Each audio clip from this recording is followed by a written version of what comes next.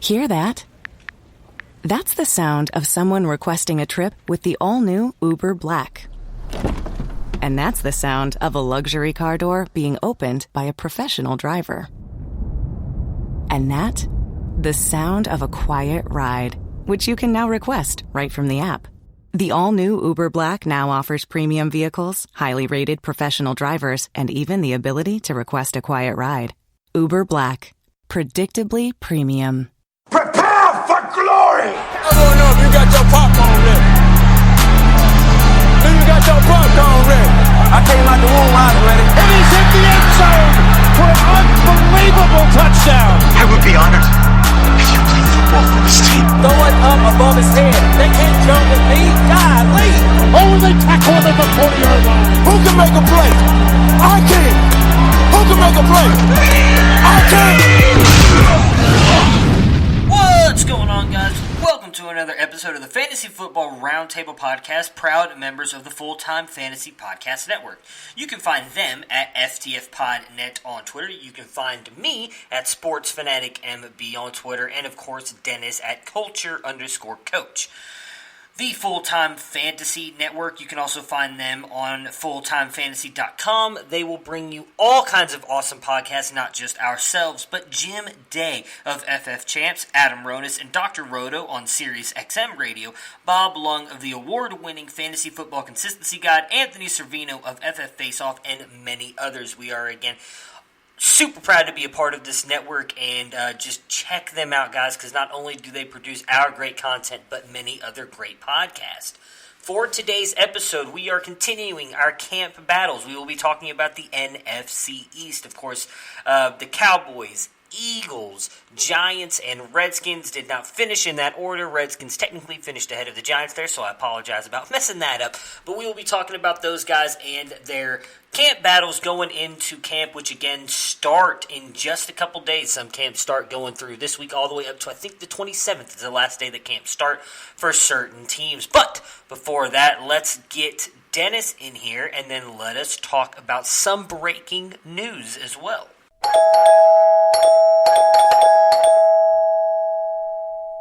Hello!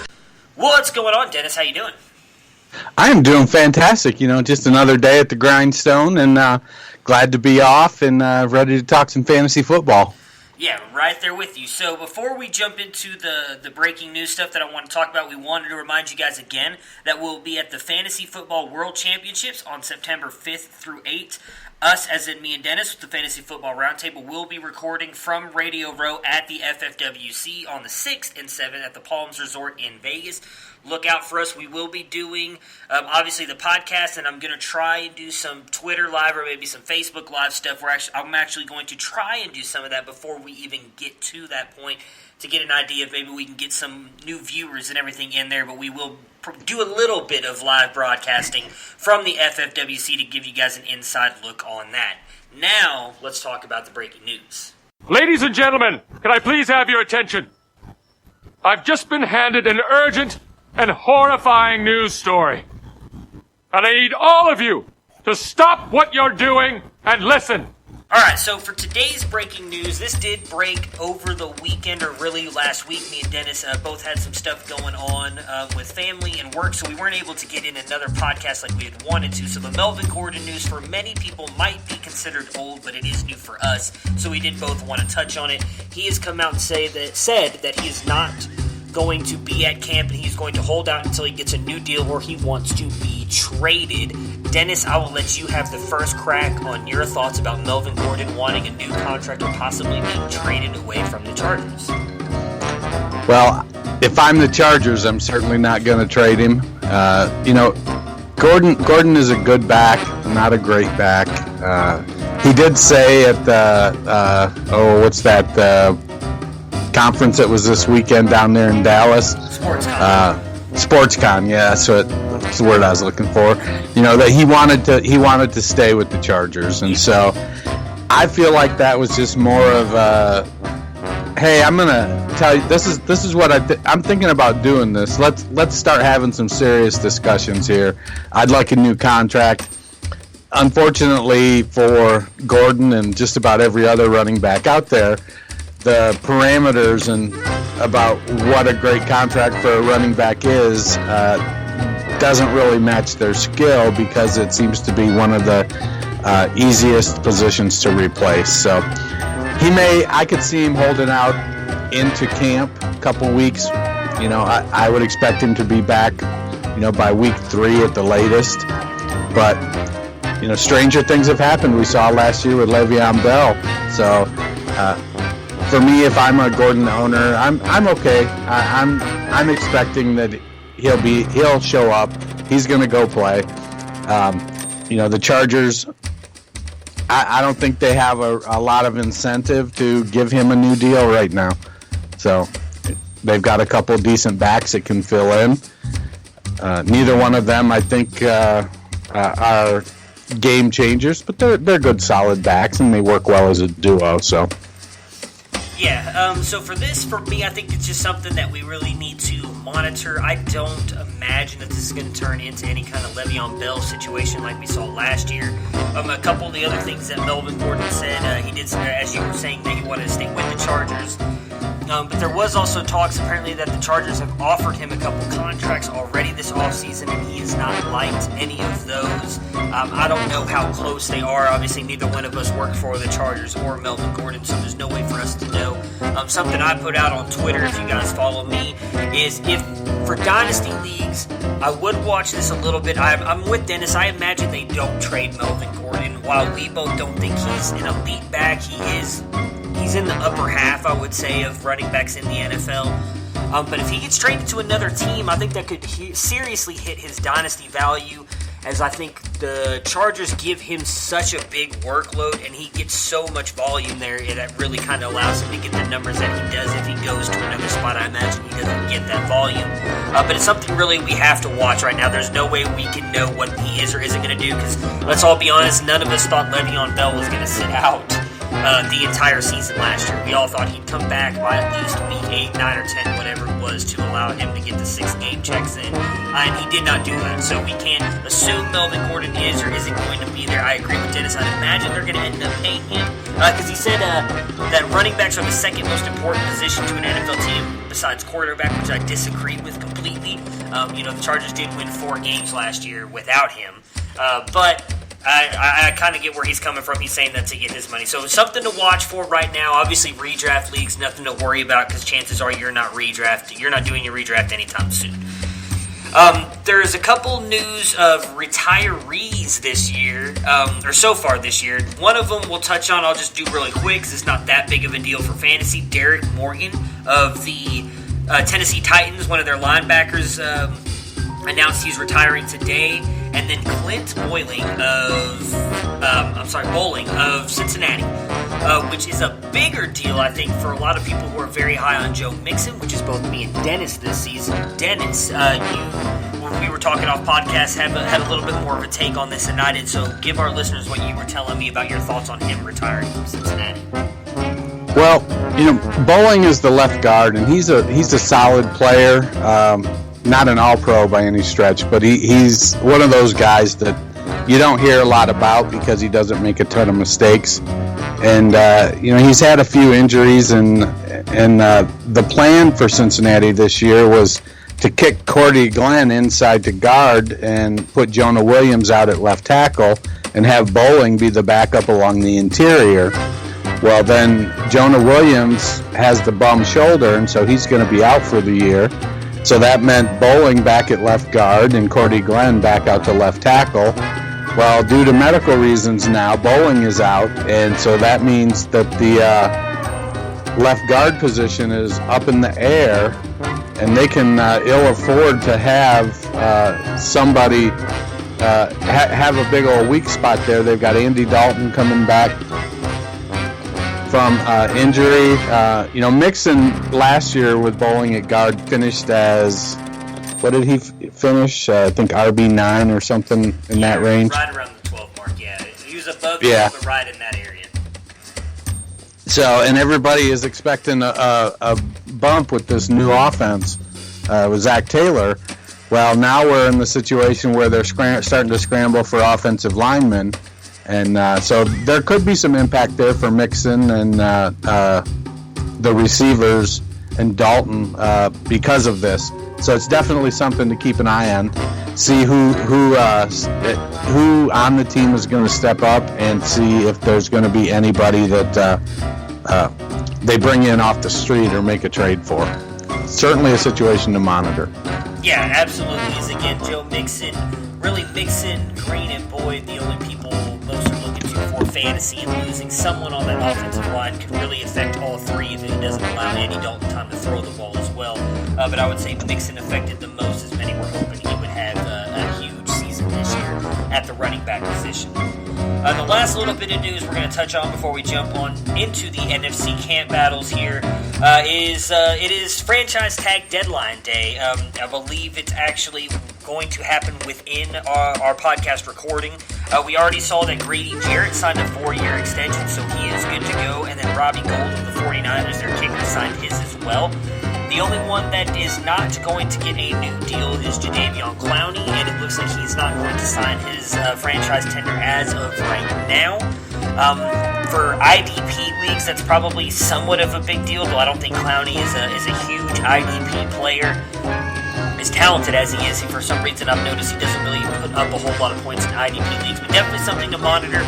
I would say for me, he's much like the Melvin Gordon situation. I don't think this is going to affect his fantasy value that much. I imagine he'll be back in camp eventually, because I believe with signing the franchise tender, he's going to make $11 million this year, and that's kind of hard to turn down, especially when he's still trying to make that big contract. So I'd imagine he'll sign the franchise tag eventually. Maybe he'll sit out a little bit of camp and allow his body a little bit more time to rest and relax before he shows up. But it does look like he's not going to sign his today. Dennis, you have any thoughts on Jadeveon Clowney and his franchise tag tender? Clowney has been a polarizing player. He's got immense talent and athletic ability, but he's also played hurt. He's had some injuries. There's been some inconsistencies with him. Being across from J.J. Watt, I think, really helps support his production. I'm probably more interested in Grady Jarrett signing his big deal, that 4-year, $68 million deal. I know we play in some IDP leagues where you have to start defensive tackles, and Grady Jarrett he's a tier below Snacks Harrison and a couple of those other guys. He's definitely in that second tier, though, and he's had some games where he's put up some pretty good tackle numbers. And if you play in a balanced league like I do, I play in a 16-team IDP balanced scoring league where defensive tackles get 4 points per tackle. I've had a couple games where Grady Jarrett's put up 20-plus points for me, and it's really been pretty helpful. I mean, he had 52 combined tackles last year and 8 tackles for loss. That's real good production from your defensive tackle spot. Oh, yeah, absolutely.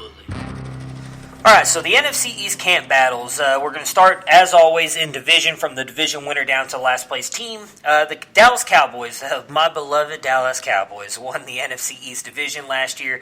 No real battle here besides, for the quarterback, I don't know why I was going to say besides. Dak Prescott is the clear guy. The only question I have, really quick for you on Dak, is do you think he is worth the amount of money he is likely going to get paid this offseason for the Cowboys? Well, I think with Dak, just like Melvin Gordon, the market for the position is a little bit out of whack.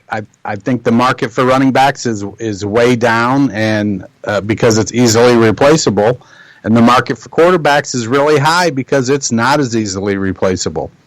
And so, if they keep winning 10, 11, 12 games and they make the playoffs, sure. I mean, Marvin Lewis kept the Cincinnati job for 16, 18 years, something like that, by having relatively consistent winning seasons but not doing anything in the playoffs.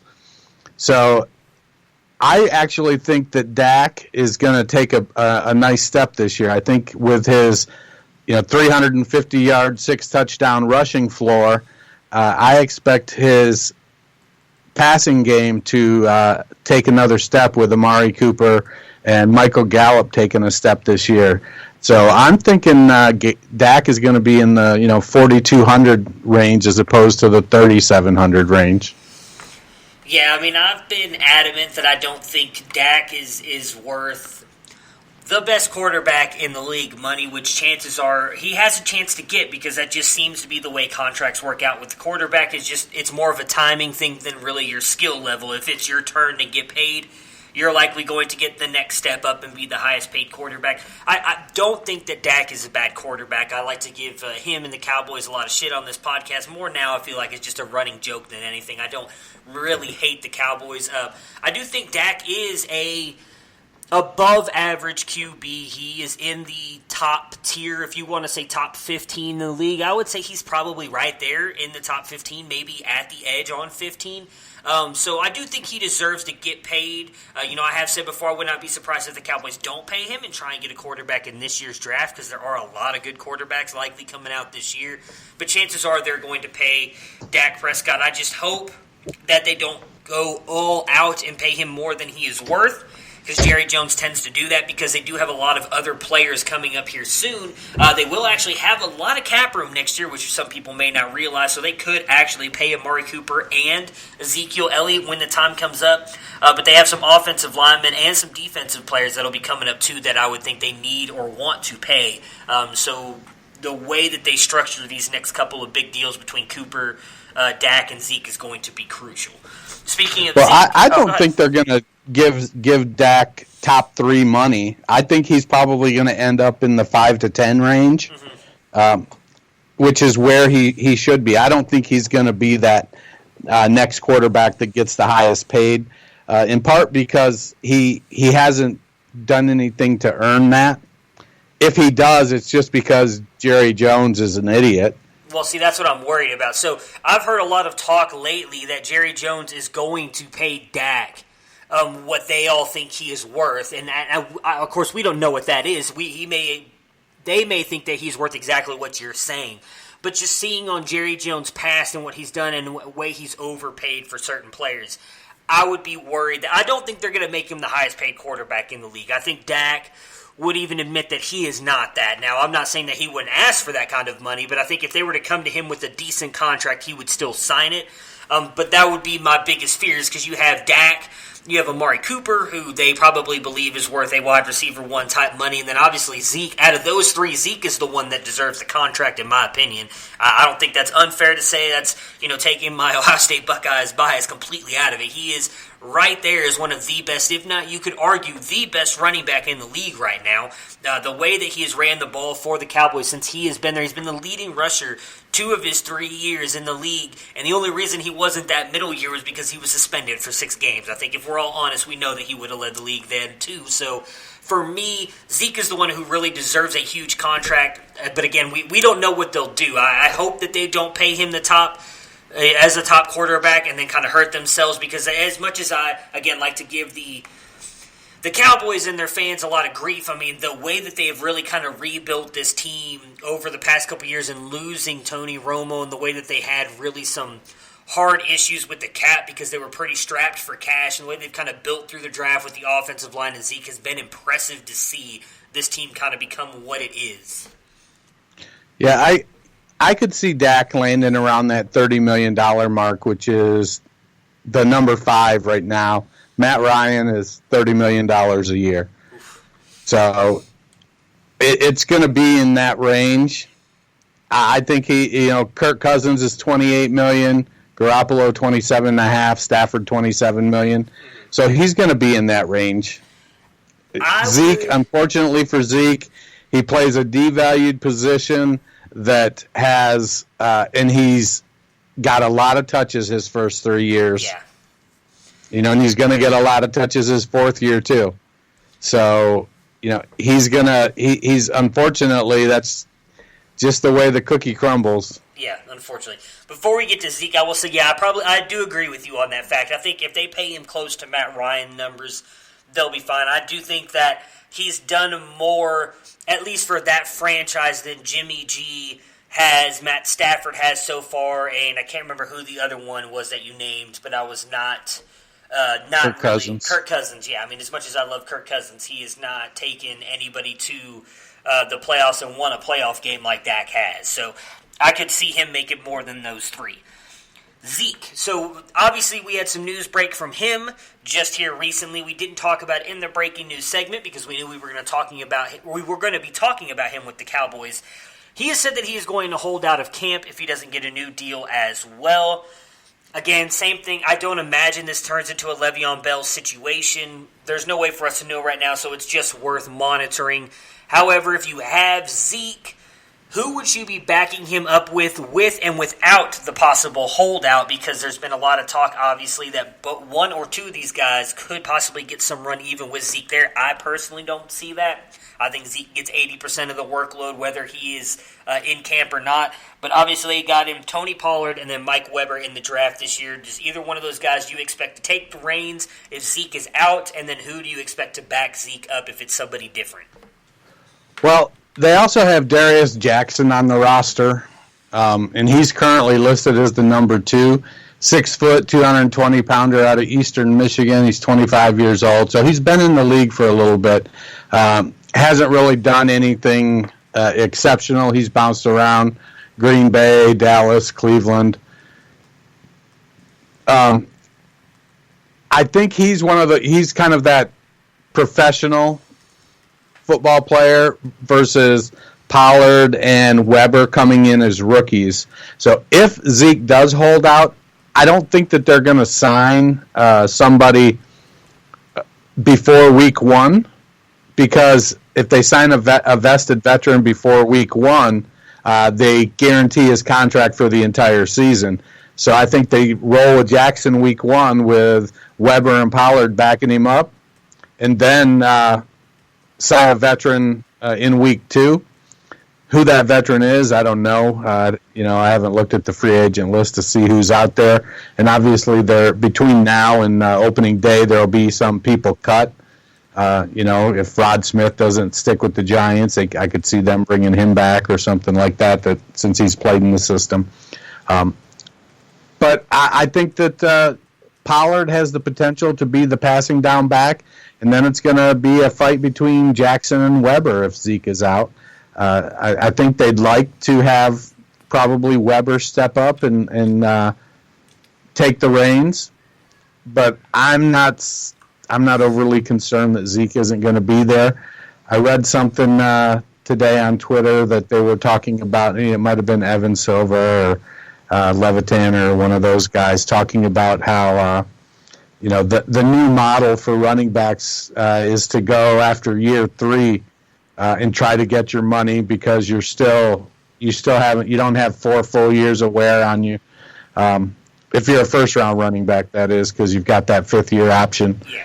So with 2 years left is when you start trying to get your money so that you can extend your contract sooner. We'll have to wait and see. Le'Veon Bell took his route, and it sounds like Melvin Gordon is kind of threatening that, and Zeke is playing along. I don't think Zeke has to be in training camp to come in week 1 and carry the ball 25 times. He knows the offense. Yeah. So. Yeah, I'm right there with you. I mean, really, that's what they have now. They can all realistically use that threat, and it means more now that Le'Veon Bell did what he did. Like, I really think he kind of set a precedent for the rest of the industry and for those players that really they can make that threat. And even if they don't show up to camp or even miss a couple games, it may seem like they're going to go the full Le'Veon Bell route, and teams might get nervous of that. So it'll definitely be interesting to see. I'm with you, though. I don't think Zeke holds out. I think he's going to get paid eventually. I wouldn't be surprised if it's something where they come to him and say, look, we're going to pay you next year. He may not want that. It's a sticky situation. I am right there with the players. But I understand why they may not want to pay him too. When it comes to his backup, I'm right there with you. I think Mike Weber's the guy. We've seen it at Ohio State. Before Dobbins came in, he was really good. A lot of people were actually thrilled to see Mike Weber in that backfield. He was the guy when Zeke left, and then some injuries kind of slowed him down, and then Dobbins showed up and was just kind of a transcendent talent as well that kind of moved Weber into a split role, but he can do both the running and the receiving. Dallas's offensive line is amazing, which the Buckeyes struggled with a little bit in the past couple of years, and a lot of the players that they lost on their offensive line as well, I think, kind of hurt Weber's production a little bit, but I think Weber will be the guy.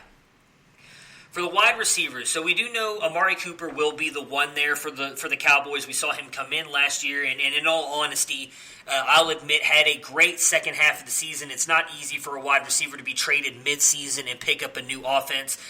Just look at what Golden Tate did with the Giants when he got traded over from oh my goodness, he didn't get traded to the Giants. He went from the Lions to the Eagles. Exactly, he's with the Giants now. What he did with the Eagles. We saw that Tate struggled, but then Amari Cooper did come over and had a great year with the Cowboys. Again, I do think he had a little bit of an advantage, and he went in from Oakland's bye week, and then also the Cowboys had a bye week or something like that. He ended up not playing for 2 weeks, though, altogether, and really got a chance to learn the Cowboys' offense, so I think that helped them out a lot. But who is going to be the number 2 there? They obviously have a long list of guys, many who like Michael Gallup, who they drafted last year. They also have all kinds of other guys. I forgot. Randall Cobb. Randall Cobb, that's who the one that was coming over. So Randall Cobb obviously came over in free agency as well. You've got Lance Lenore, Devin Smith, fellow Buckeye, Cedric Wilson, John Vay Johnson, Alan Hearns I don't think is going to be there with the injury that he suffered last year, but he's technically still on the roster. Jalen Gutton, Reggie Davis, and then Noah Brown and Tavon Austin. Who do you think takes that second role on the outside and the possible slot spot? Well, I think going into the season, we're looking at Cobb in the slot and Michael Gallup on the outside. I don't think you can emphasize enough how well Amari Cooper transitioned to the Cowboys. It's rare for a wide receiver to change teams in the offseason and do better the following season with the new team than he did the previous year, let alone change mid-season and get better. So I feel like Amari Cooper is far and away going to be the guy, but then that's going to open up Michael Gallup for single coverage. And I think he's going to take another step. Let me see what, I forget what his, what kind of numbers he put up last year.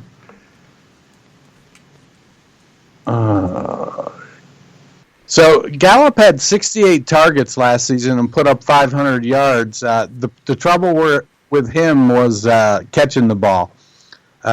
He didn't struggle with catching the ball in college, and so I think it was more of an adjustment to the NFL game. He ended up with a 48.5% catch rate, which is not good.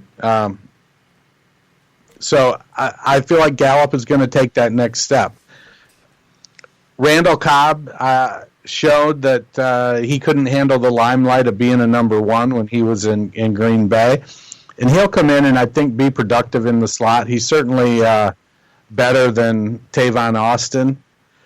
The rest of their receiving core is just a bunch of guys, and it's a crapshoot who's going to step up and be the number 4, number 5 guy. So I wouldn't. None of them are going to be fantasy relevant. But I can see Gallup being a value play as the number 2, especially if Dak takes another step. Cobb might absorb some from the slot, tight end targets. They've got Witten and not much else there, and Witten honestly doesn't have a whole lot left, and I think he'll be a part-time player since coming back from the booth. So it's really going to be, for me, if I'm going with a second player from the Dallas wide receivers, it's Michael Gallup. Yeah, I'm right there with you, too. I want to throw out one guy because I know, actually, I'll say all 3 of us, you, me, and a friend of the show, Jeremy Barker, were all on him last year in Noah Brown. I think he might have a shot to step up in that slot role if Randall Cobb struggles.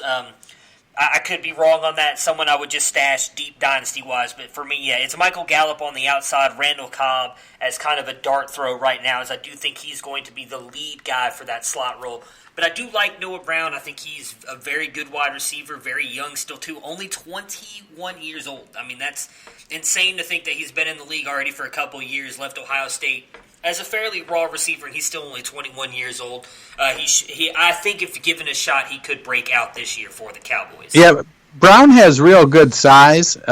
They employed him a lot last year in what's often referred to as the light end position in a lot of teams, which is really a blocking wide receiver. Yeah. You know, he's about 6 foot, 225, 6'1", 225, and so he didn't get a ton of targets last year, only 8 targets in 8 games, but he does get on the field I think he ends up being the number 4 probably out of the guys that are mentioned.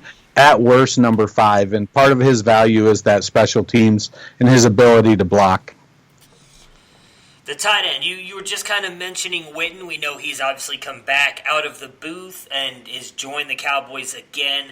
For me, I'm right there with you. I don't imagine he has any real fantasy value this year. However, they do have Schultz, Jarwin, and Gathers sitting there as their other tight ends. Do you think any of those 3 could be the future tight end in Dallas?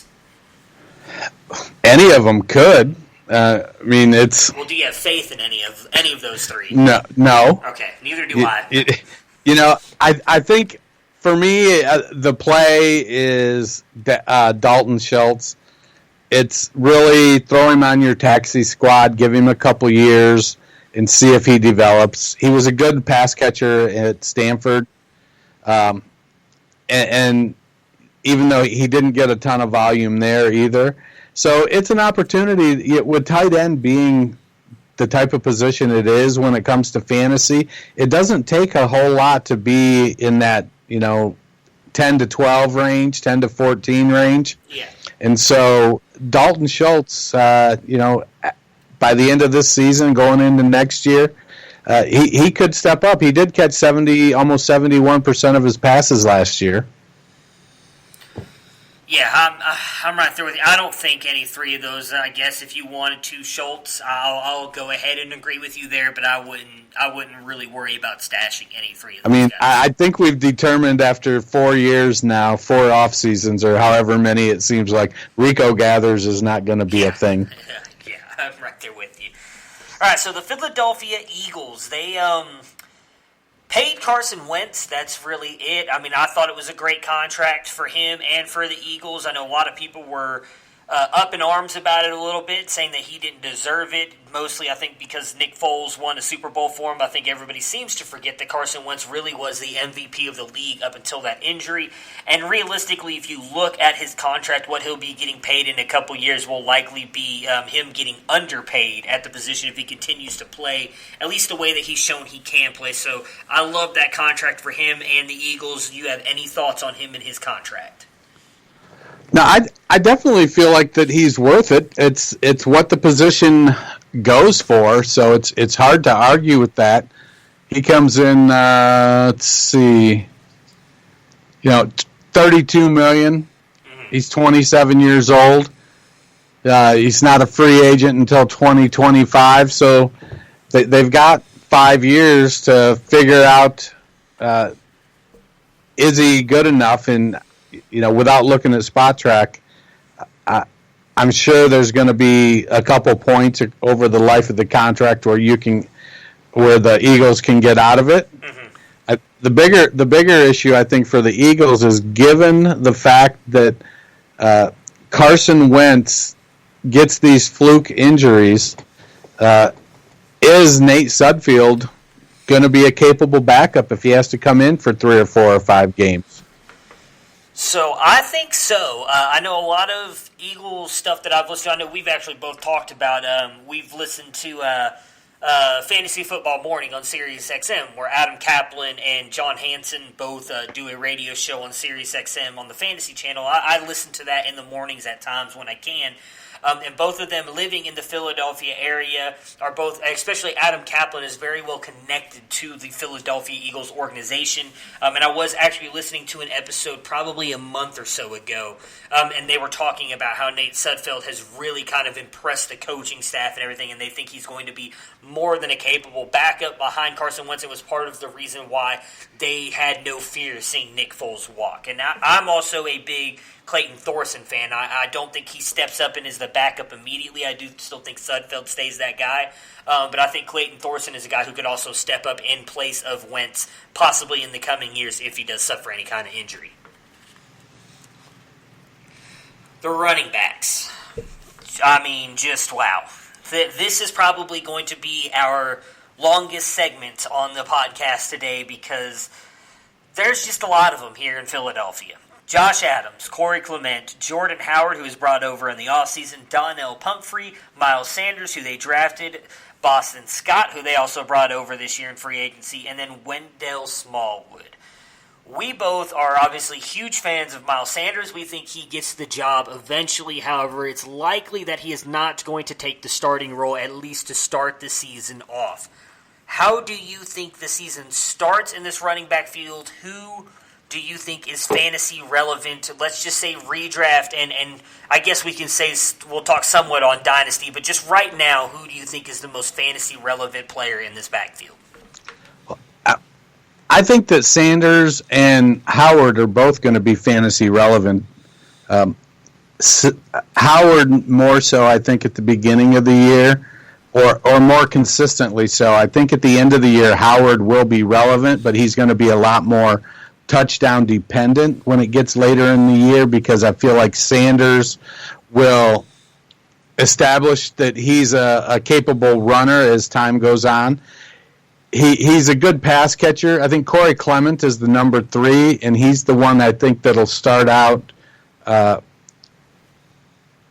sort of backing up that passing down back. So him and Sanders will split the passing downs, and Sanders and Howard will split the running downs. But I think for the first 8 weeks of the season, I probably want to own Jordan Howard. And then Sanders and Clement, but at any given time during that stretch, any one of them could be the one that puts up the yards or the catches the passes, gets in the end zone. It is going to be challenging. I saw somebody posted on Twitter, again, I should probably make notes of these things since I keep remembering them. But they were saying that Jordan Howard has more rushing yards than, gosh, who was it? Oh, Devontae Freeman. Yeah. I think people forget how good Jordan Howard is. He is a capable running back. He had 2 good years in Chicago. This last year, I think, really just because of Matt Nagy's system is what kind of pushed him down the boards with the way that Tariq Cohen stepped up as well. We saw that Howard is just not that good of a receiving back, and I'm sure that's what hurt him a little bit, but he is much better than I think a lot of people want to give him credit for. He's finished as a top fantasy option every year that he's been in the league. Yeah, he carried the ball 250 times last year and had 9 touchdowns. Yeah. So he really took a hit last year in the efficiency at only 3.7 yards per attempt. Mm-hmm. So that definitely needs to pick up. But he did catch 20 of 26 passes. They just didn't throw him the ball that much, and rightfully so. Probably he's not a terrific pass catcher. He fights the ball quite a lot, but he's definitely a good running back. I think with Philadelphia's offensive line, it wouldn't surprise me if he gets 225 carries this year and has 4.1 yards per carry and another 8 or 10 touchdowns. Yeah, so I'm talking myself into going out and buying him.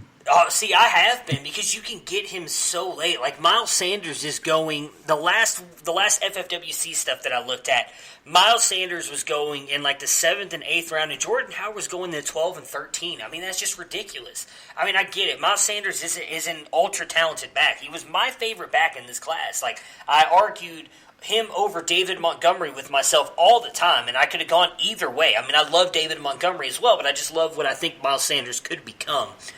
But he's just not going to be the guy right away. He's already struggling with injuries. We've already heard many players on Philadelphia talk about how this is a high IQ offense. It's not something you can just come right in and do. And even with the running back position, where we've seen them come in the NFL and produce right away, you still have to learn the offense and get adjusted to it. And we saw Miles Sanders miss the entire camp due to that hamstring injury. So he's not going to, he's going to be able to come in now, hopefully healthy, but Jordan Howard already has a leg up on him. So I'm with you. I think Howard is going to be the guy. On Clement, Jim Kempski of the Philadelphia Voice reports that he is the favorite to replace Darren Sproles on passing downs. We've seen what Corey Clement can do. He is an explosive back when healthy. So if you have Miles Sanders in a dynasty league or a redraft league, I would try and back him up with Jordan Howard and or Corey Clement.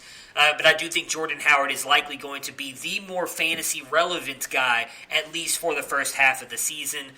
We'll see if maybe they move on from him once the trade deadline comes along and then try and move to more Miles Sanders, Corey Clement. But if I had to own both of them or one of them, I would take Jordan Howard just based on his value ADP-wise right now for fantasy. Yep. The wide receivers is not as much of a battle here as the running backs. So I guess I should say really quick on running backs. Do you think any of those guys have any more value? Because I think for me, Josh Adams, Donnell Pumphrey, Wendell Smallwood, and Boston Scott, as much as I hate to say it, are probably all nothing. Now, obviously, all of them are going to make camp. I think Wendell Smallwood has probably got the best chance to come in and be that guy who sits on the bench in case someone gets hurt.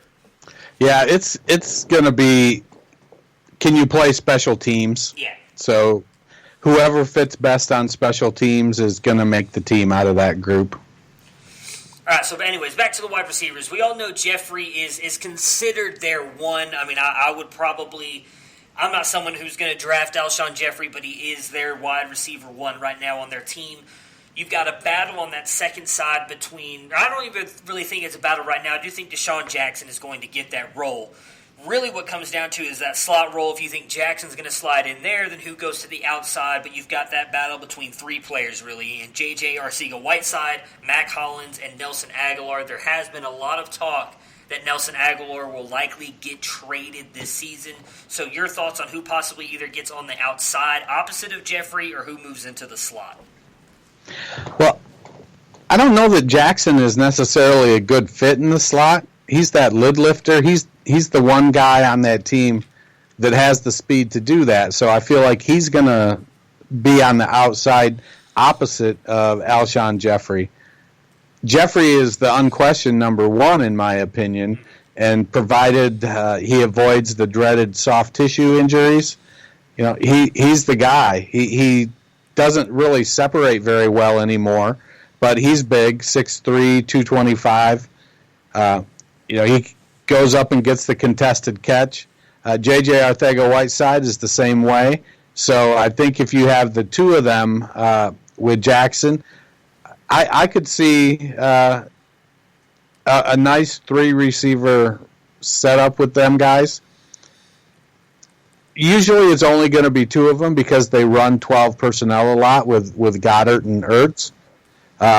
So it's probably going to be Jackson and Jeffrey for the most part, with Whiteside.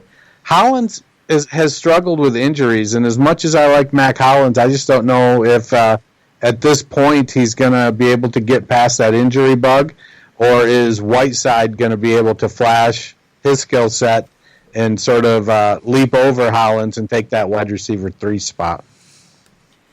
I think he will. I've also been a big J-Jaw fan here from the beginning. I know me and Garrett Price, who's really kind of taken up that mantle and run with it on Twitter. I've loved J-Jaw for a while now, as you know. I think he easily could step up. I think he could. I mean, we've already talked about it. I know we've both mentioned that we think he could easily replace Alshon Jeffrey in a year with his ability, especially in contested catches and in the red zone. But I think right now it's likely going to be Jeffrey, Jackson. I actually think Aguilar is going to start there, and him and Hollins kind of battle it out for a little bit until Aguilar is either traded, or if Hollins is finally able to stay healthy and get on the field and stay on the field, because I do think Mac Hollins is probably more talented than Aguilar. But for fantasy, I'm probably only going with Jeffrey Jackson in best ball league because I don't know if you can trust his consistent. I mean, he's never been consistent. I don't know why I was about to say his consistency. A great best ball player, but he's never been consistent to play for a week-to-week game.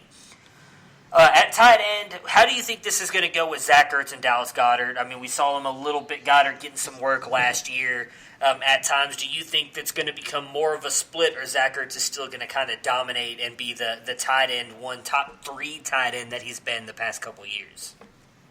Oh, I fully expect Ertz to continue to be the clear number 1 there. Goddard is a good tight end, but he's not Zach Ertz. And with them playing 12 personnel, there's room for both of them to get plenty of targets. Well, Goddard had 44 targets last year, and Ertz had 156. Ertz was probably not going to get 156 targets, but if he gets 125, Jeffrey was at 92 over 13 games. Their wide receiver 2 last year was Aguilar at 97. So they throw the ball. There's no shortage of targets to go around. 592 targets last year. So I could see Goddard bumping up from 44 targets to 70 targets with Ertz still around 125. And that still is plenty of room for Jeffrey or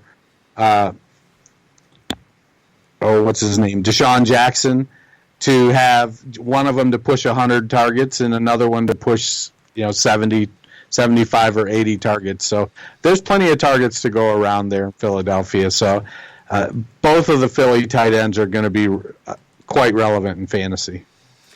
So then let me ask you really quick, because I agree with what you said. If you had to draft one or the other, who are you going to draft in the fantasy draft? It depends on. It really depends. When you get a lot of teams, you start to do different things. Mm-hmm. So if I decide I want to go tight end early, then I don't have any issues with drafting Ertz in the 3rd round to go tight end early and lock up that position. But I like Goddard later, paired with another tight end, and just kind of play the matchups. I usually don't draft a tight end early, so I'm going to go out and I'm just going to say Goddard because I don't usually draft tight ends early. It's very rare that I do. I just don't see I don't see the value of the tight end so much over wide receivers and running backs. So I'd probably go with Goddard. Yeah, I'm right there with you. I mean, to get Ertz, you're likely having to take him in the middle to the back end of the 2nd round. Some people have even been taking him as high as the 1st round. So I'm right there with you. I'd rather take the shares of Goddard all day long and then getting a guy in the 5 to 10 range at tight end, even as far back as the 5th or 6th round as well, because you can get Goddard even later than that. So give me Goddard all day long, and I'll do the same thing as you said, just play in the matchups. Sunday. Midwest Fantasy Football Expo, August 18th at 12 p.m. at the Canton Cultural Center in Canton, Ohio. Hey, folks, that was my best advertiser voice. It doesn't get any better than that, so hold on. On August 18th, Bob Lung is hosting the Midwest Fantasy Football Expo, and yours truly from the Fantasy Football Roundtable will be there. I'm going to be rolling the wheel of knowledge out. We'll have some fun things going on. There's going to be lots of people, Dynasty Nerds, RotoViz, fantasy footballers represented, the Back Row Show. Lots of people there. It's going to be a blast. If you use promo code KNIGHTS, KNIGHTS, you'll get $5 off your admission. It's only $20, and you get $5 off, which makes it only $15. There's going to be podcasts. There's going to be writers. There's going to be lots of fantasy football experts. There'll be panels talking about dynasty strategy and redraft strategy. Bob Lung's consistency guide. There's going to be a swag bag with over $100 worth of goodies in it that you'll get. We're going to do a live mock draft with experts. You'll be able to watch and see what we're really thinking in real time. It's going to be a blast, and we hope to see you there. You can find it at MidwestFFExpo.com. Yeah, and just actually announced on Twitter about 5 minutes ago, a big fan favorite of a lot of people, the Ball Blast ladies will also be there. They just announced they will be attending the expo as well. So just a huge, great amount of knowledge that is going to be there for you guys. I highly suggest if you can get there. As Dennis just said, you can use our promo code NIGHTS. Pay $15 to get in. You get all this knowledge. All these booths will have free stuff. You can get free swag, as he mentioned, $100 bag. There's going to be $100 worth of stuff in that bag that you get. And again, you're only paying $15, and you get to meet everybody, discuss stuff with them. So it's going to be a lot of fun. If you guys can make it up there for that, I would highly suggest you do it. Moving on to the Washington Redskins. I don't know if this is necessarily going to be a battle, so I'll just ask you if you think it's going to be a battle. Dwayne Haskins or Case Keenum? Do you think Keenum starts the year, or do they go straight off and give it to the rookie Dwayne Haskins?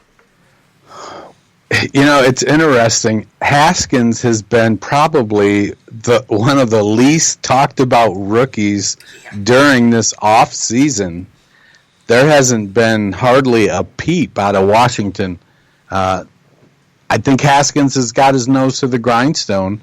The thing that concerns me is the old, Jay Gruden's been around a while, and a lot of times those guys will be more like, I need to start the veteran because he gives us the best chance to win, because he isn't likely to make as many mistakes.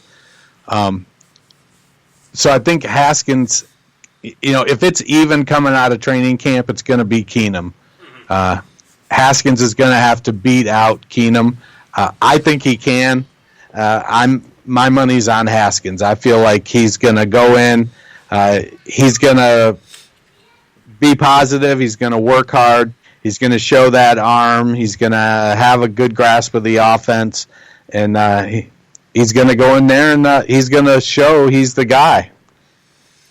Yeah, I'm right there with you. I love Haskins. I think he's going to we already saw him having a little bit of a connection there with Terry McLaurin in the rookie camp stuff. I think he's going to come in there and light it up. Nothing against Case Keenum. I think he's more than a serviceable backup. He's a journeyman backup. Yeah, but I mean, he's proved that he can play well. But I do think that Dwayne Haskins is the type of quarterback and the type of player that can be a franchise quarterback.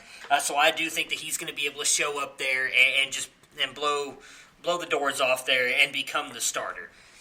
The running back situation here, though, got a little bit more interesting. At least some people think so. I think it's a little to do about nothing. In the news that Darius Guice hurt his hamstring all of almost a month ago now at this point. It was 3 weeks ago, but everybody is freaking out, thinking that this is going to delay his process. I do think it is a little bit of bad news in the fact that this is now his second soft tissue injury since being in the league. Obviously tore his ACL, unfortunately, in the preseason last year, now dealing with the hamstring. I would say that the two are probably connected. You're trying to come back from an ACL injury and you hurt your hamstring. That probably has something to do with you trying to come back from an ACL injury. But if he's not able to take over, I think we all know that Adrian Peterson is going to be the guy. Chris Thompson is the receiving back. But let's just say that Darius Guice is good to go and is able to participate in camp and preseason. How do you think that this backfield shapes out if all three of those guys are healthy? Well, I think that Guice will be the starter. Peterson will be the backup. Thompson will be the third down guy. I think that there'll be some opportunities for Guice to show he can catch the ball, but coming off an injury, they're not gonna overwork him. So they'll let Peterson take every third or fourth series, so that Guice can keep his legs fresh. The soft tissue injuries when you're coming back from an ACL are all too common in football. So you just got to kind of manage it. It's as long as he didn't tear his hamstring at all, and it's just a tweak and a bruise. As long as it's nothing too bad, then by all means let Geis carry the ball and show. Peterson is a tough back at this stage of his career. Yeah. He might break one like he did last season if everything is blocked perfectly. But for the most part now, Peterson is a 3.5 yard a carry pounder. If you need 1 yard, you can, if you want to block 5 guys against 7, Peterson will still get you that 1 yard. But he's he's well past his prime, and now I think if he wants to continue playing, he's going to have to learn how to be that mentor, that backup, that short yardage guy, the occasional guy. I don't know if his makeup will allow him to do that. He talked about, I think I can rush for 2,000 yards. Yeah. So it's going to come down to whether Geis is healthy or not, and also whether Thompson can stay healthy. So, for instance, if Geis is reasonably healthy and starts the year and Thompson gets dinged up again, then I could see a scenario where if Geis shows he can catch the ball, that Peterson starts to get more carries and Geis starts to get some of the third down work.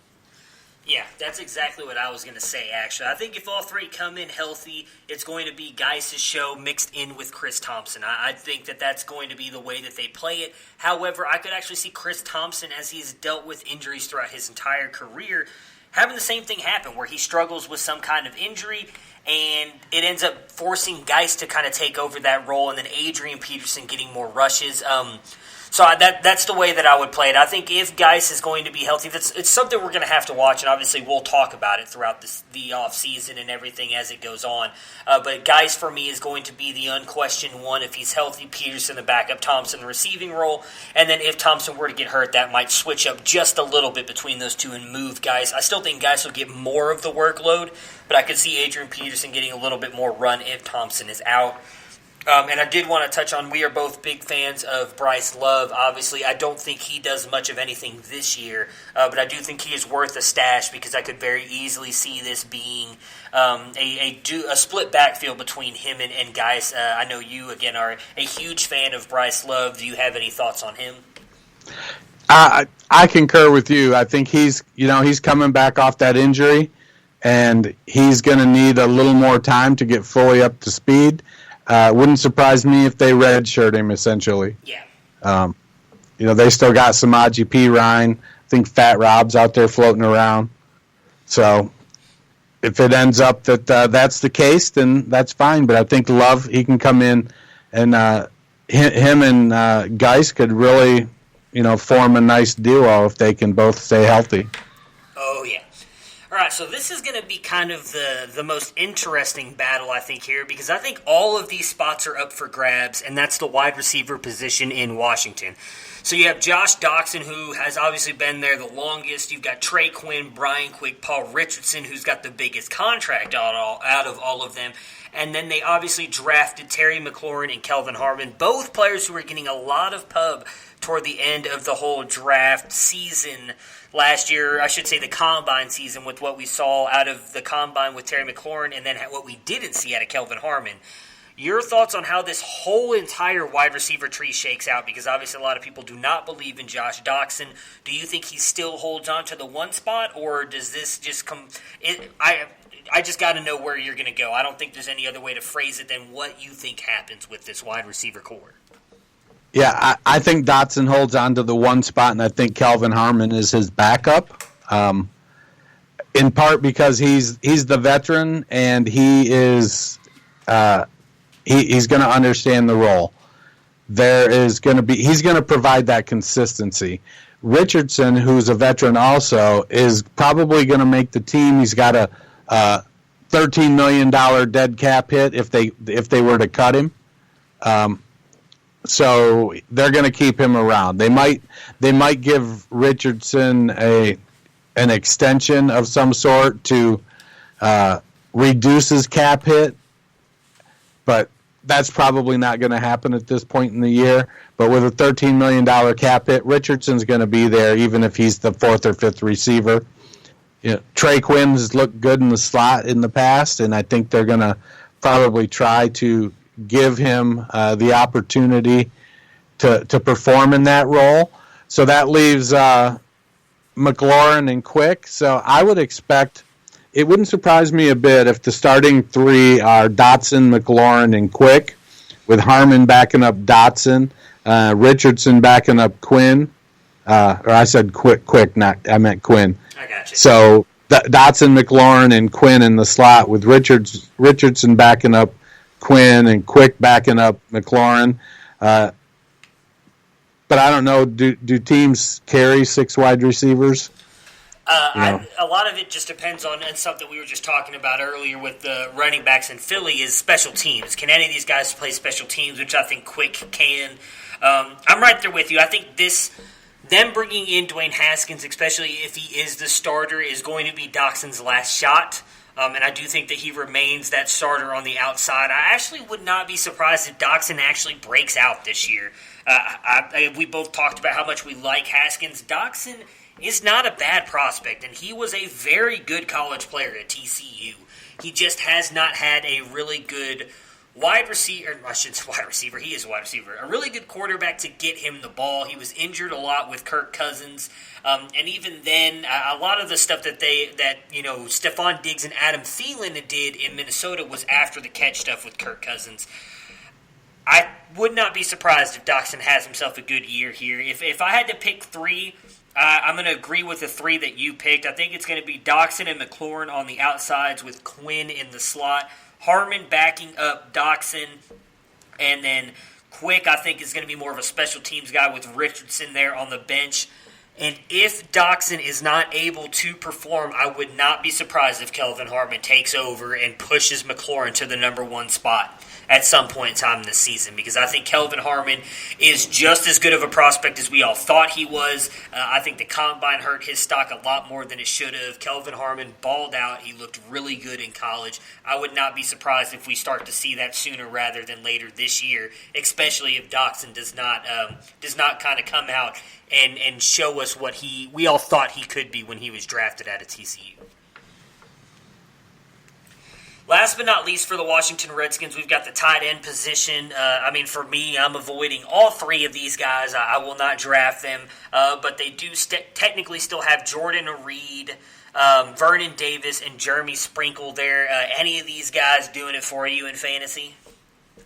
Well, I think Reed is an interesting option because he's proven that he can be productive when he's healthy. So for me, let's say I'm drafting Dallas Goedert, Reed is a pretty good guy to pair him up with and play matchups as long as he's healthy.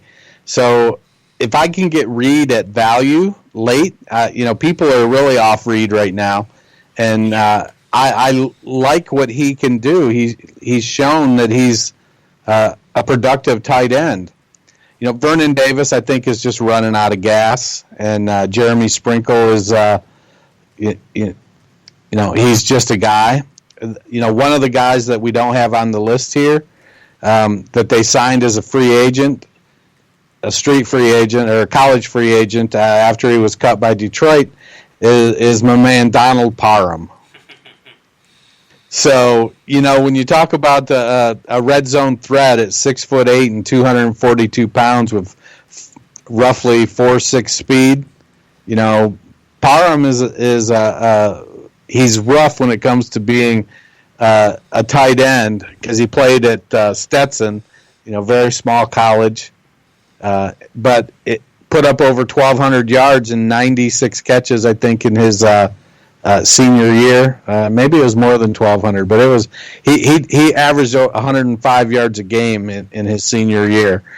So if I'm going to take a flyer and throw somebody on my taxi squad for Dynasty, it might be Donald Parham.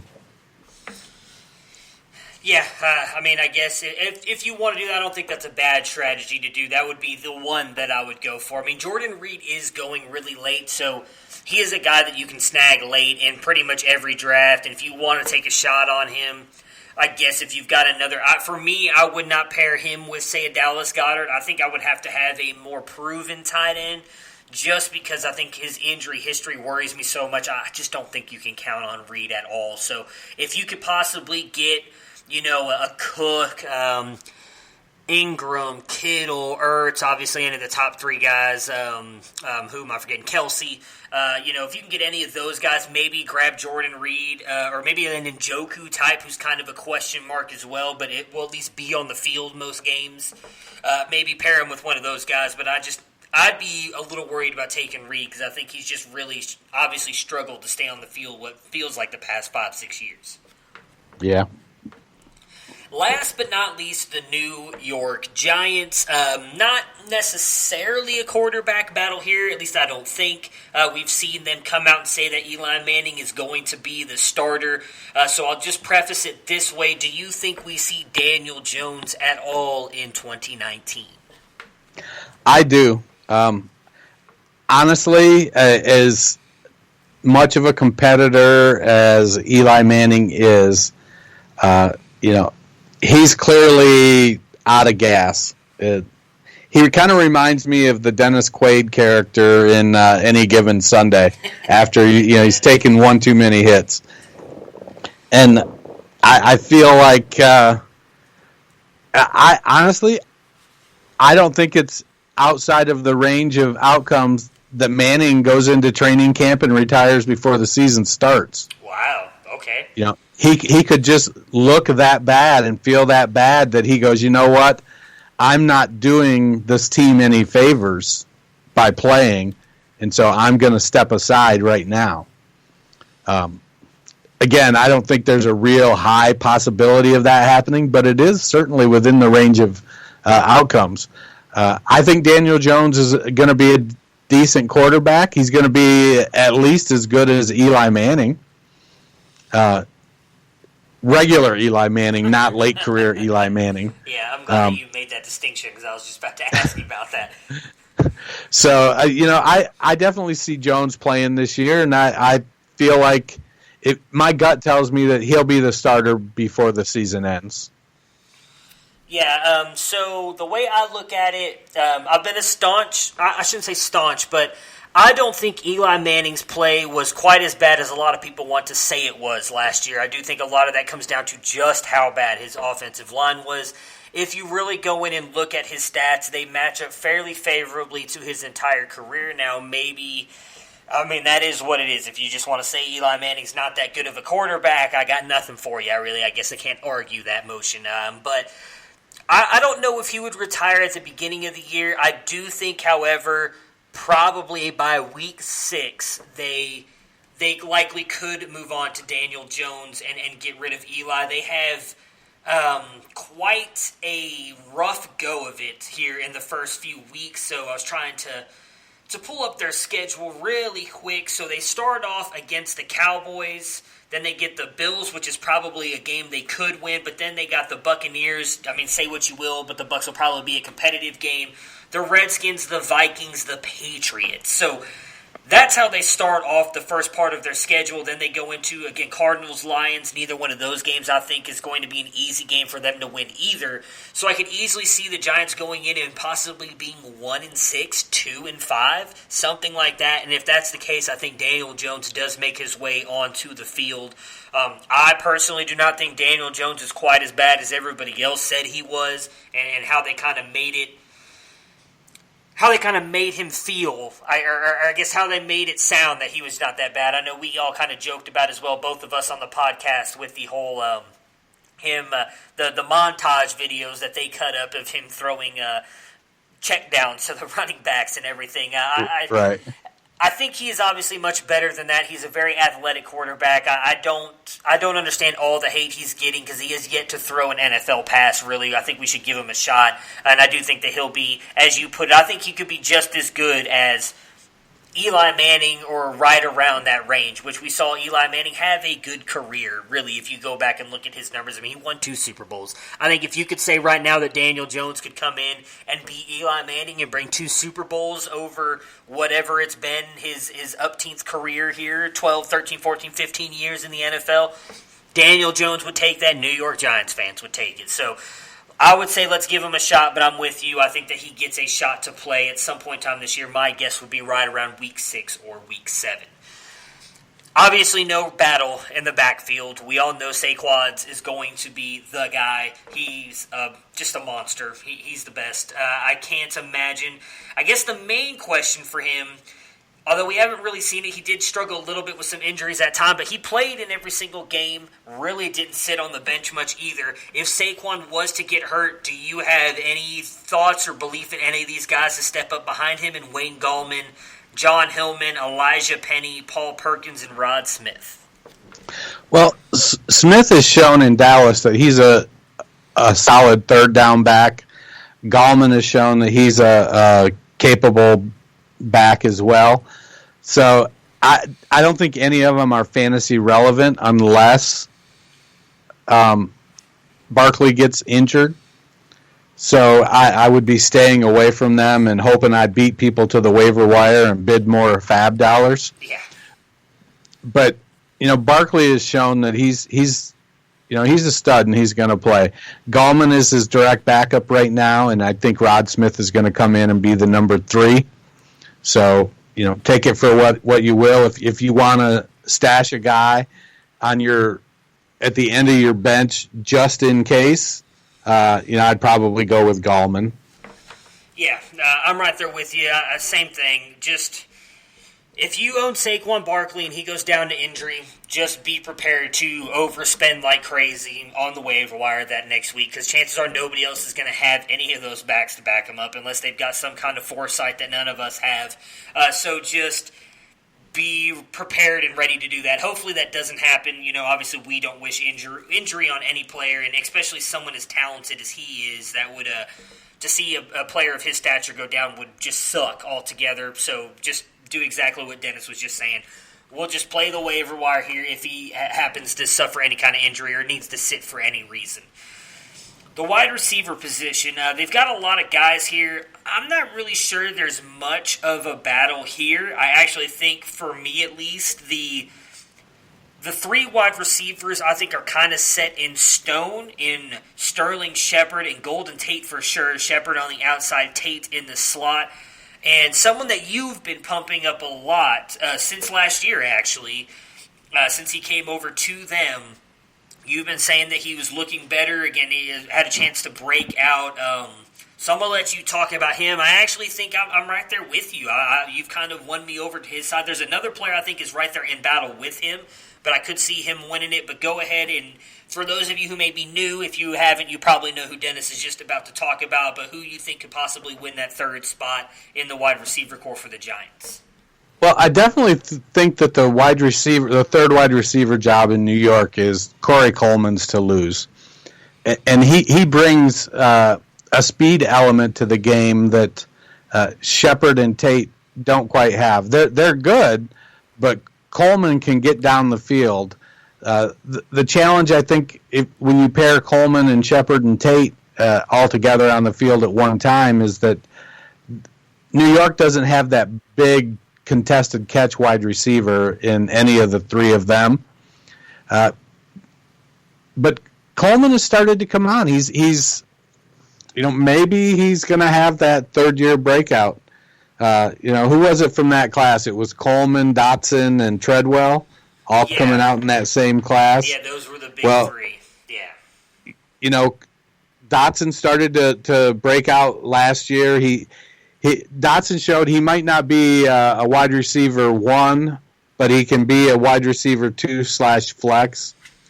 Treadwell's not the dude. He isn't it. He gone. Coleman might be able to develop a, Deshaun Jackson, Will Fuller type of role. Get downfield, take the lid off, catch some long passes. New York is going to need that from somebody. Darius Slayton is who he's battling with for that role as the wide receiver 3 there in New York. Slayton has put up some quality tape in college as well, and being that he's new to the NFL, he could get the benefit of the doubt over someone like Coleman, who flamed out in Cleveland and New England. So it's now or never for Coleman. If he can't put it together now, his career might effectively be over in a year or so. But the opportunity's there with Golden Tate being getting old. Coleman, if he has a good year, he could cement himself as the second wide receiver in New York alongside Sterling Shepard. And when you've got a young quarterback coming in and you can develop that chemistry with them, that might be something with Coleman, Shepard, Jones, Barkley, and Ingram. Who knows? Yeah.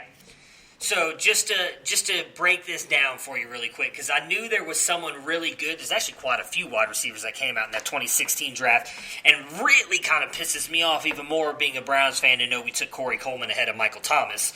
But Josh Doxson, Laquan Treadwell, Corey Coleman were the big three. Then you had Michael Thomas, then the supposed good Michael Thomas at that point in time, who went to the Rams. Obviously, the real good Michael Thomas was the one who ended up in New Orleans. Will Fuller, Sterling Shepard, and Tyler Boyd were also in that class. So interesting that he's kind of getting now paired back up with Sterling Shepard, his draft classmate there. Obviously, Tyler Boyd and Michael Thomas, and Will Fuller really has been fairly productive as well. But yeah, as I said, I'm right there with you. I think that Corey Coleman is really he showed it a little bit at the end of last year. There's been a lot of really good talk out of him from camp so far and the camp they had previous. I think that it's his spot to lose. Darius Slayton, who you mentioned, was my guy that I think has a chance to compete with him at that spot. He is bigger than the other three, but not by much. I believe he's like 6'2". Corey Coleman is the next biggest at 5'11". Their biggest player on their team at the wide receiver spot is Alonzo Russell, who is 6'3", but he's not someone I think is going to be on the field that much. So if Darius Slayton can prove something, I would not be surprised if he makes it out there in some red zone packages and everything is kind of a nice little red zone target with Evan Ingram for them as well. But I do think it's Corey Coleman's job to lose. And hey, this is his third year right here, so this is his chance to really kind of break out. My question for you then is, because as I said, I know you've been someone who's really been high on, and I'm not saying high on Corey Coleman as in you think he's going to be a wide receiver one or anything like that, but you have talked about how you think he could possibly really have a good year this year. Do you think that there's any shot of him having a good year with Eli Manning at quarterback, or do you think it has to be Daniel Jones? I think it has to be Daniel Jones. I think Eli is, he's shot. He's going to keep it close to the line of scrimmage and dump it off to Saquon Barkley. Gotcha. Okay. Which, as someone who owns Saquon Barkley in a lot of leagues, I'm not that upset about if that does continue to happen. The tight end position, no real battle here. We know it's Evan Ingram. My only thoughts and my question would be to you is, we just recorded a podcast the other day with the guys from the Fantasy Football Down Under. Great guys. I had an awesome time on their show, and they were talking about the rookie season that Evan Ingram had was the sixth best for a rookie at the tight end position, just how hard it is really for tight ends to kind of integrate themselves into the league. Obviously struggled with injuries last year. Where do you think Evan Ingram kind of falls on the top 10 tight end scale for you with, let's just say, since you've already said that you think Daniel Jones needs to be the guy there, so say Daniel Jones is the starter even from week one. What do you think that does for Evan Ingram's value, and where do you think he could possibly finish with Daniel Jones being his quarterback? Well, with Daniel Jones, I could see Ingram being top 5, back end of the top 5, probably 5. But he's probably more likely going to be the back end of a TE1. Mm-hmm. So if he ends up, if Jones starts for the whole season, I can see Ingram finishing, easily tight end 8. Okay, I don't disagree with that. I was just curious as to where you possibly might see him. Sorry, I'm distracted by this draft. I mean, just oh my god. This thing is just killing me. I'm looking at that 2016 draft because I just wanted to see how far. I couldn't remember where Michael Thomas got drafted. Again, really pissing me off being a Browns fan that they took Corey Coleman at 15. I mean, they could have had Will Fuller, who went at 21.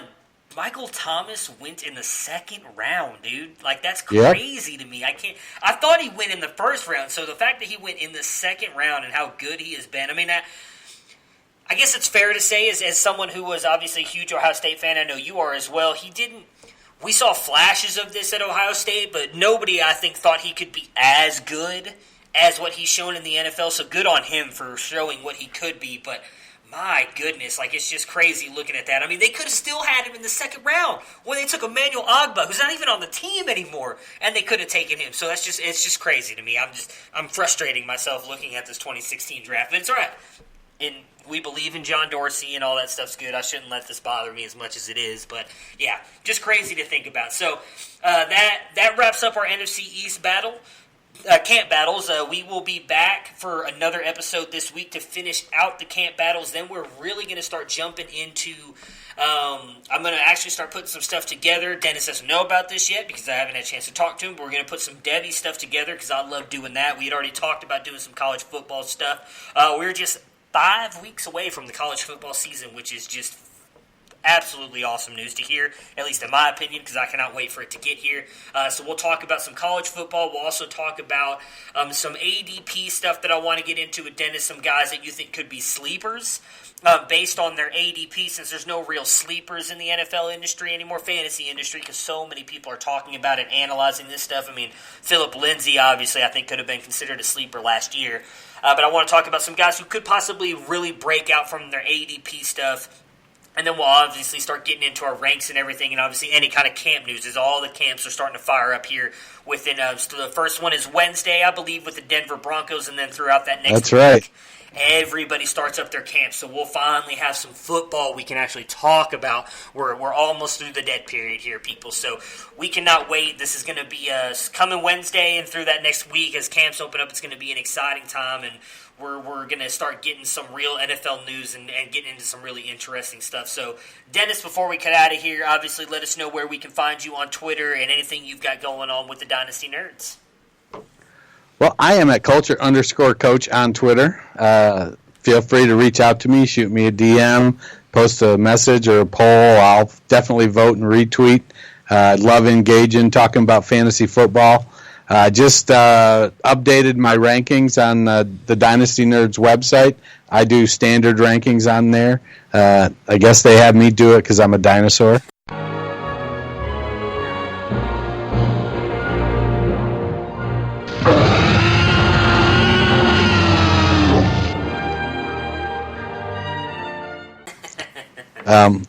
So if you're in the nerd herd, you can check those out. For only $2.99 a month, you can get in the nerd herd extra podcast, rankings, buy, sell. We're talking about doing some depth chart stuff, some IDP depth chart, all kinds of stuff coming down the pipe. Alongside you on this illustrious podcast, having a blast. So, that's where I'm at.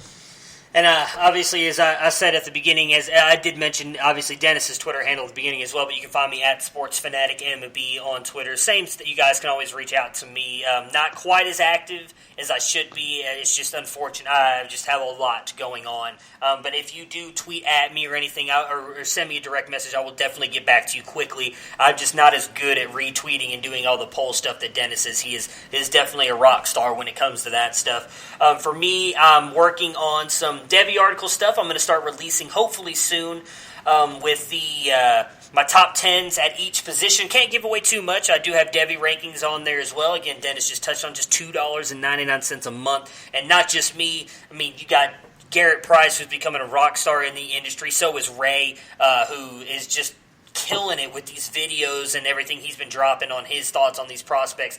Both of those guys do Debbie ranks as well, so you might want to look at theirs more than mine, which is fine. Just pay the $2.99. It's well worth it, well worth your time, but all of us are focusing on that.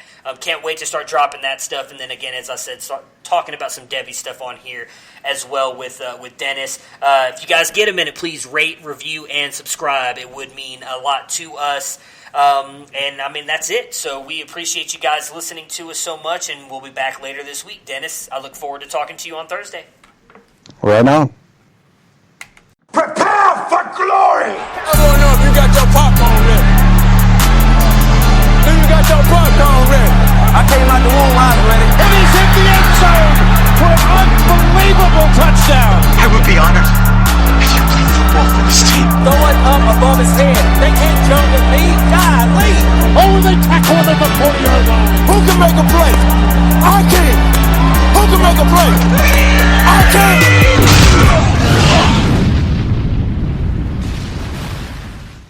For your next date night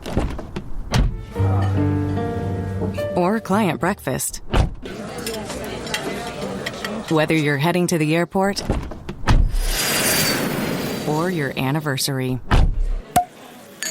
no matter the event, black is always in style. The all-new Uber Black now offers premium vehicles, highly rated professional drivers, and even the ability to request a quiet ride. Uber Black. Predictably premium. I can't believe it. That Gerald is presenting the quarterly budget report with finger puppets? Look, here comes a 1.7% decrease in fixed overhead. Hello, everybody. No, I can't believe how easy it was to save hundreds of dollars on my car insurance with Geico. Who are you? The projected increase in organic Q3 revenue. Hooray! Believe it, Geico could save you 15% or more on car insurance.